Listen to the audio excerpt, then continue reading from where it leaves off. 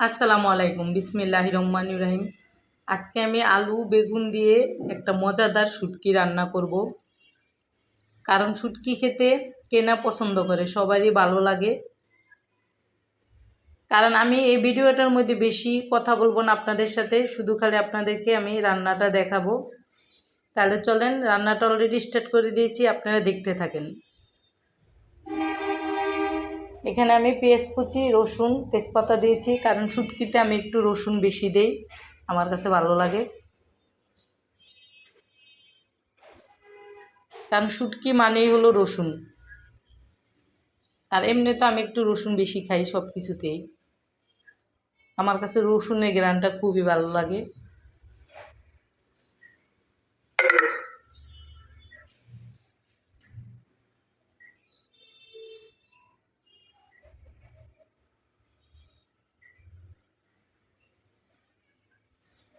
পেঁয়াজ আর রসুনটাকে আমি বেশি ব্রাউন করব না, হালকা ব্রাউন কালার করব।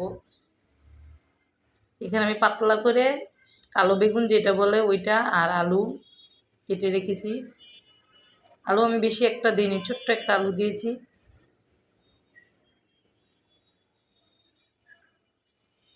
এখন আমি বেগুনটাকে তেলের মধ্যে ভালো করে কষিয়ে নেব।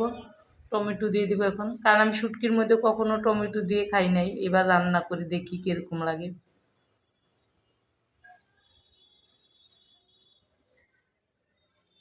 এখন লবণ দিয়ে দিব পরিমাণ মতো, কারণ আমি যে কোনো তরকারি রান্না করার আগে ভালো করে কষিয়ে নিই। হলুদের গুঁড়া দিলাম, মশলাটা আপনারা আপনাদের ইচ্ছে মতো দিবেন।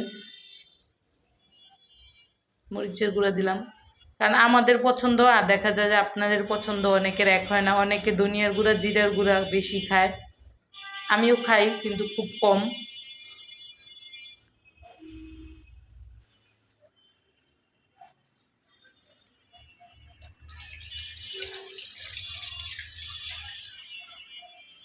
এখন একটু পানি দিব, দিয়ে ভালো মতো কষিয়ে নিব।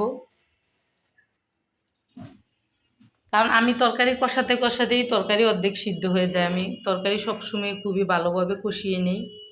আর এই শুটকির তরকারিটা আমি ঝোল ঝোল রান্না করব না, হালকা হালকা শুকনা শুকনা করে রান্না করব।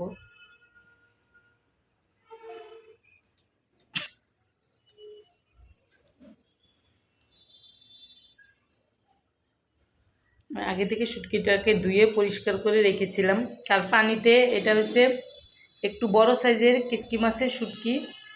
আপনার এই শুটকিটা ধোয়ার একটা প্রসেস আছে, এটার আগে থেকে ভিজিয়ে রাখবেন না, এবং ভালো মতো তরকারি কষিয়ে তরকারি হাফ সিদ্ধ হয়ে গেলে তারপরে এই শুটকিটা দিবেন, না হলে ভেঙে যাবে।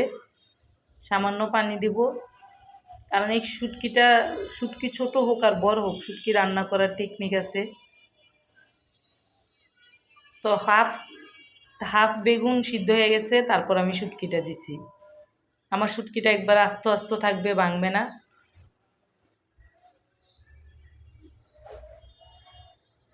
এখন আমি একবারে হালকা হালকা গুঁড়ো গুঁড়ো করে ফেলবো শুটকিটাকে। আল্লাহ হাফেজ।